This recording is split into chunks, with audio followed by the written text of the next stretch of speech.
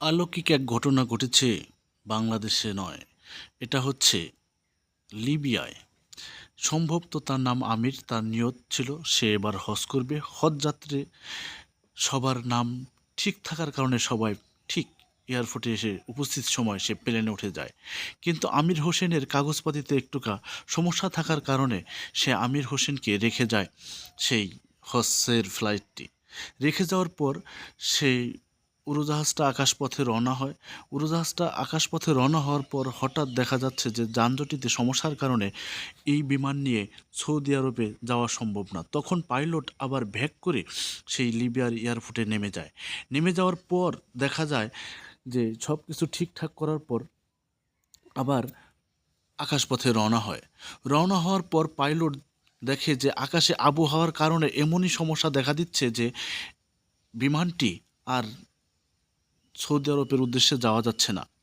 তখন সে আবার ব্যাক আসেন লিবিয়ার এয়ারপোর্টে এসে দেখে যে আবহাওয়ার অবস্থা ভালো হয়েছে। তখন সে ভাবলো যে আমি যে এক হজযাত্রী রেখে গেছি, ওই হজযাত্রীকে আমি রেখে যাব না, আমি তাকে নিয়েই যাব।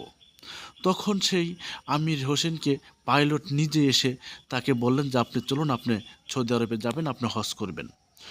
তখন দেখা গেল যে ওই লোকটিকে নিয়ে আবার আকাশপথে রওনা হলেন। রওনা হওয়ার পর সুন্দরভাবে ভালোভাবে আকাশপথ দিয়ে আবার সৌদি আরব চলে গেলেন। দেখা যাচ্ছে যে একটি যাত্রীর জন্য একে একে দুইবার আল্লাহ তাআলা এই বিমানকে আকাশপথে সমস্যা দেখিয়ে আবার বাংলাদেশে লিবিয়ায় ফেরত আনিয়েছে। এখন দেখা যাচ্ছে যে লিবিয়ায় যে এই যাত্রীটির জন্য ফেরত আনলো কেন? কারণ তার নিয়ত ছিল যে আমি এবার হজ করব। তার নিয়ত আল্লাহ কবুল করেছে, তাই যত সমস্যাই থাক না কেন সে সমস্যার সমাধান করে আল্লাহ তাআলা তাকে সৌদি আরবের হজের উদ্দেশ্যে নিয়ে যাবে। এর জন্যই তাকে একে একে দুইবার ফেরত এসে আবার সেই বিমানটি আমির ভাইকে হজ করার উদ্দেশ্যে নিয়ে গেল। এটা একটি অলৌকিক ঘটনা যা পৃথিবীতে এ পর্যন্ত কখনো ঘটেনি।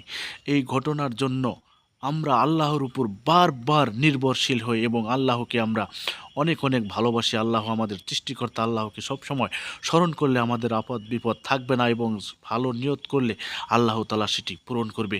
এর প্রমাণ সারা বিশ্ববাসীকে দেখিয়ে দিল। আল্লাহ হাফেজ, আপনারা সবাই ভালো থাকবেন। আমার